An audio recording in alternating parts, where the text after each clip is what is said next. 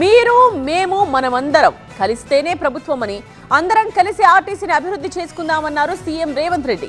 ఆర్టీసీలో ఒక్క డ్రైవర్ను తొలగించడం, సమ్మెకాలానికి వేతనమిస్తాం, తొలగించాం అని చెప్తూనే సమ్మెకాలానికి వేతనమిస్తాం, కేసులు కూడా ఎత్తివేస్తామని హామీ ఇచ్చారు.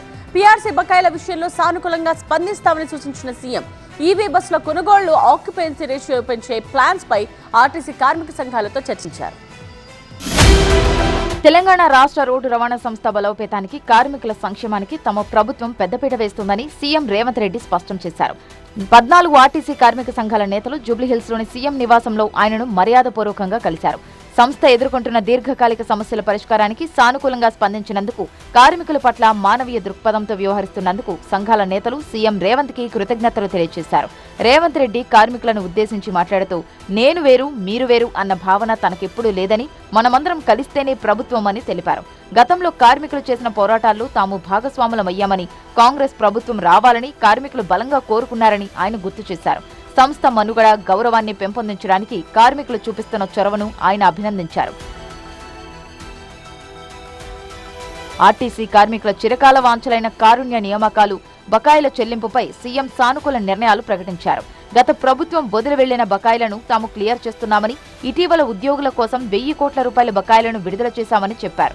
మహాలక్ష్మి పథకం ద్వారా ఆర్టీసీకి 8000 కోట్ల రూపాయలు కేటాయించామని, ఇది సంస్థ ఆర్థిక పుష్టికి దోహదపడుతుందని తెలిపారు.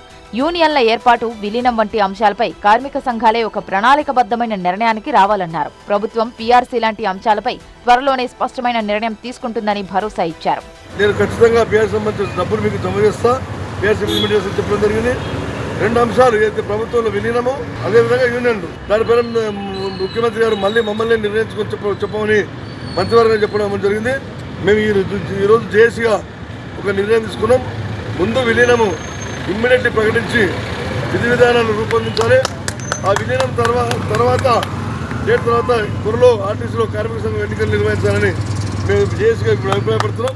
కార్మిక సంఘాల విన్నపం మేరకు గతంలో జరిగిన 3 రోజుల సమ్మె కాలానికి సంబంధించిన వేతనాలను విడుదల చేయాలని, ఆ సమయంలో కార్మికులపై నమోదైన పోలీస్ కేసులను ఎత్తివేయాలని సీఎం రేవంత్ అప్పటికప్పుడే నిర్ణయం తీసుకున్నారు. ఈ మేరకు తక్షణ చర్యలు చేపట్టాలని మంత్రి పొన్నం ప్రభాకర్ అధికారులను ఆదేశించారు.